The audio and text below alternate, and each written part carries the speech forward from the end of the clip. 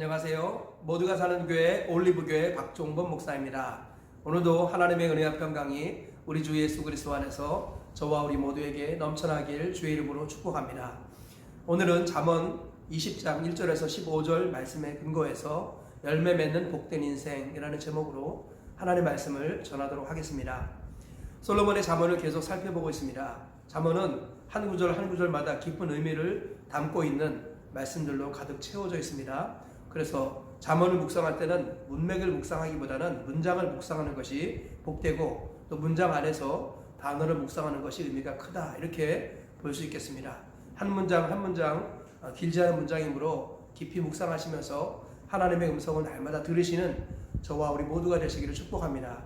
특별히 오늘은 열매 맺는 인생이라는 관점을 가지고 말씀을 살펴보도록 하겠습니다. 오늘도 본문 말씀을 세 가지 정도로 정리해 보았습니다.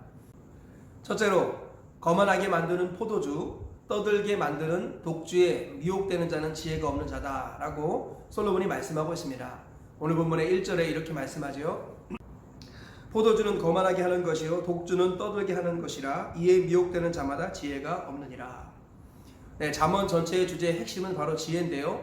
솔로몬은 아무리 지혜가 있을지라도 포도주와 독주가 입에 들어가는 순간에 지혜가 없는 자다라고 말씀하고 있습니다. 네, 하나님께서 성령을 통하여 성경을 통하여 주시는 하늘의 지혜들을 한순간에 잃어버리는 비결, 그것은 바로 포도주와 독주다라고 솔로몬이 말하고 있는 것입니다. 둘째로, 게으른 자는 가을에 밭 갈지 아니하여서 구걸하여도 얻지 못한다라고 말씀합니다. 본문 4절에 이렇게 말씀하고 있습니다. 게으른 자는 가을에 밭 갈지 아니하나니 그러므로 거둘 때에는 구걸할지라도 얻지 못하리라. 네, 게으른 사람은 밭을 갈아야 할 때 갈지 않아서 가난하게 되고, 그리고 구걸하여도 얻지 못할 것이다, 이렇게 말씀하고 있습니다. 게으른 것은 가난할 뿐만 아니라 다른 사람들에게 마음도 잃어버려서 도움을 청해도 도움을 받지 못하는 인생으로 전락해버리고 만다라는 것이죠. 또 이와 관련되어서 13절에도 이렇게 말씀하고 있습니다. 너는 잠자기를 좋아하지 말라. 내가 빈궁하게 될까 두려우니라. 내 눈을 뜨라. 그리하면 양식이 족하리라.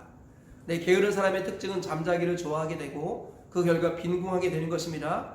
그래서 게으름을 떨쳐버리고 눈을 뜨고 일하게 되면 양식이 풍족하게 될 것이다 라고 솔로몬이 말씀하고 있습니다. 셋째로, 사람의 마음에 있는 모략은 깊은 물 같은데 명철한 자는 그것을 길어낸다 라고 말씀하고 있습니다. 오늘 보면 5절에서 이렇게 말씀하고 있습니다.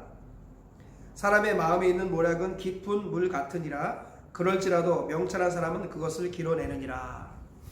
네, 깊은 모략, 이 모략이라는 말은 지혜와 같은 말인데요. 오늘 본문에서는 동기와 의도, 이렇게 해석을 할 수 있겠습니다.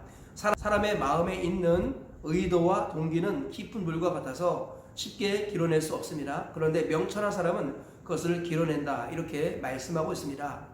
오늘 이 세 가지 말씀을 통해서 열매 맺는 복된 인생이라는 관점을 가지고 우리에게 주시는 교훈을 살펴보도록 하겠습니다. 첫째로, 악을 향한 문을 여는 술을 멀리하는 것이 경건이다 라는 것입니다. 솔로몬은 포도주는 거만하게 하고 독주는 떠들게 만든다, 이런 것들에 미혹되는 자는 지혜가 없느니라 라고 말씀하고 있습니다. 많은 사람들이 술에 대해서 오해하고 있습니다. 술을 먹어도 되고 그러나 술에 취하지만 않으면 된다, 이렇게 생각을 하고 있습니다. 포도주라는 것은 물과 음료, 약, 술의 개념으로 사용되었습니다. 성경은 물과 음료와 약의 개념으로서의 포도주는 사용하라고 말씀합니다. 그러나 술로서의 포도주는 금하라고 말씀하고 있는 것입니다. 예수님께서 가나의 혼인잔치 때 물을 포도주로 만드신 사건은 음료수, 분위기를 좋게 만드는 음료수를 주님이 만들어 주셨다, 이렇게 보시면 되겠습니다. 그리고 바울이 디모데에게 자주 나는 병원이라여 포도주를 조금 쓰라 그랬는데 그것은 약의 개념이었다는 것을 우리가 알아야겠습니다. 성경은 술을 권하지 않습니다. 특별히 제사장은 술을 금하게 되어 있습니다. 아론의 두 아들이 술을 먹고 제사를 잘못 지냈다가 하나님께서 허락하지 않은 다른 불을 가지고 제사를 집례하고 결국 하나님의 징계를 받아서 죽고 말았습니다. 그 이후로 하나님께서는 제사장은 술을 먹지 말라고 말씀하십니다.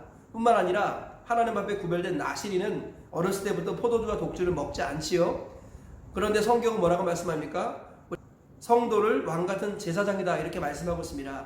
제사장은 술을 먹지 않는 것이 하나님의 말씀입니다.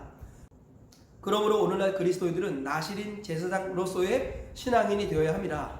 날 때부터 포도주와 독주를 금하는 것, 이것이 중요한 경건입니다. 시체를 가까이 하지 않고 머리에 삭도를 대지 않고 포도주와 독주를 마시지 않은 이 나실인으로서의 그리스도인이 되어야 마땅하다라는 것입니다. 오늘날 우리가 정직한 양심을 가지고 한번 돌아보시길 바랍니다. 술을 먹고 나서 전도할 수 있을까요? 술을 먹고 나서 나는 그리스도인입니다 라고 당당하게 말할 수 있는 사람이 있을까요? 오늘날 많은 그리스도인들이 세상과 구별을 잃어버리는 첫 번째 관문이 바로 술입니다. 술이 들어가는 순간에 대한민국의 사회에서는 온갖 죄의 애로의 문을 활짝 열어주게 되는 것입니다. 우리는 감정의 끈을 끊어버립니다. 그래서 기쁨을 극대화시키고 슬픔을 극대화시키고 분노를 극대화시키고 그리고 좌절과 절망을 극대화시킵니다. 그래서 술을 먹고 나서 폭력과 폭행을 일삼거나 술을 먹고 나서 이 사람 저 사람 만나지 말아야 될 사람들을 함부로 만난다거나 술을 먹고 나서 자살하는 경우가 얼마나 많습니까? 그러므로 솔로몬은 이 술을 가까이 하지 않는 것이 지혜다라고 말씀하고 있는 것입니다. 잠언 23장을 보니까 너는 그것을 보지도 말지어다 하면서 술을 아예 거들떠 보지도 말라라고 말씀하고 있습니다. 참된 경건의 사람은 술을 끊습니다. 그리스도인들은 나실인 제사장이라는 의식을 가지고 신앙생활을 해야 한다는 것을 잊지 말아야겠습니다. 우리 주님께서 말씀하시기를 하나님이 주신 모든 지혜를 잃어버리는 첫 관문, 그것은 바로 술이라는 것입니다. 술을 끊으시고 술을 멀리하시고 참된 그리스도인의 정체성을 지켜나가시며 세상과 구별되는 것을 끝까지 지켜나가시는 저와 우리 모두가 되셔서 왕같은 제사장 그리스도인으로서 이 땅을 사시다가 가나안 천국에 들어가시는 저와 우리 모두가 되시길 주의 이름으로 축복합니다. 두 번째로 거룩한 삶의 은밀한 대적 게으름을 멀리하라 라는 것입니다. 솔로몬은 게으른 자는 가을에 밭을 갈지 아니하여서 거둘 때가 되어서 구걸하여도 얻지 못할 것이다 라고 우리에게 경고하고 있습니다.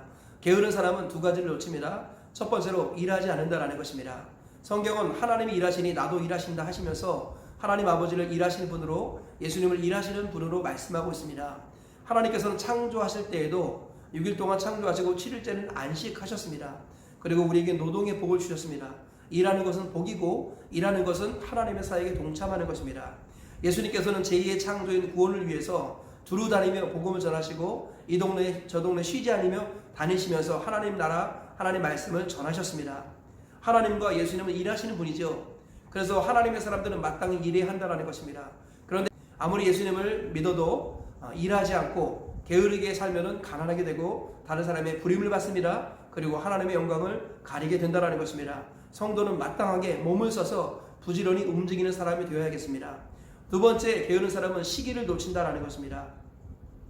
오늘 본문에서 보면 가을에 밭 갈지 않는다 이런 표현들이 나오지요. 밭을 아무 때나 가는 게 아니라 가을에 갈아야 합니다. 지금 우리는 봄에 밭을 갈지요. 그러나 이스라엘은 가을에 밭을 갈고 봄에 열매를 맺습니다. 그런데 이 시기를 놓치고 아무 때나 밭을 갈면 안 된다는 것입니다. 정말 부지런한 사람은 시기를 잘 볼 줄 안다는 것입니다. 때를 놓치지 않는다는 거예요. 그래서 부지런한 부모는 자녀가 어릴 때일수록 철저하게 하나님의 말씀을 가르칩니다. 또 대학에 들어갈 때나 또는 취직할 때나 이렇게 마음이 가난할 때 이때 하나님께 가까이 가도록 돕습니다. 정말 부지런한 사람은 때를 잘 살피고 그 때에 집중한다라는 것입니다. 게으른 사람은 일하지 않고 때를 놓칩니다. 이 두 가지가 게으름의 악이라는 것입니다. 그래서 성경은 게으름은 중대한 범죄로 간주하고 있습니다. 거룩한 삶의 은밀한 대적, 그것은 바로 게으름입니다. 우리가 게으름을 떨쳐버리고 때를 잘 살피면서 일할 때 일하여서 열매를 맺으시는 저와 우리 모두가 되시길 주님의 이름으로 축복합니다. 셋째로 마음의 동기를 점검하고 정화하도록 도와주라 라는 것입니다. 본문에서 솔로몬은 사람의 마음에 있는 모략은 깊은 물과 같을지라도 명철한 사람은 그것을 길어낸다 이렇게 말씀하고 있습니다. 주석을 보면 이 모략은 의도와 동기다 이렇게 해석을 하고 있습니다. 우리 자녀의 마음속에 깊은 곳에 어떤 동기가 있습니다. 그 동기를 명철한 부모는 그 동기를 파악합니다. 그리고 그 동기를 점검하도록 도와주고 그 동기를 정화하도록 도와준다는 것입니다. 하나님의 말씀을 맡은 최종 사역자들은 성도들의 마음속에 있는 동기를 점검하도록 도와줘야 합니다. 그리고 그 동기를 정화하도록 도와줘야 한다는 것입니다. 만약에 이 동기를 점검하고 정화하도록 도와주지 않는다면 겉으로 보기에는 멀쩡해 보이지만 마지막엔 멸망으로 가게 되는 것입니다. 대표적으로 동기가 악했던 사람들이 유대인 종교 지도자들이었습니다. 그들은 누구보다도 열심히 구제하고 누구보다 열심히 기도하고 누구보다 열심히 금식했습니다. 그런데 예수님께서는 그들의 동기가 악하다고 지적하셨습니다. 그들의 동기는 사람에게 보이려고 구제하고 기도하고 금식하는 것이었습니다.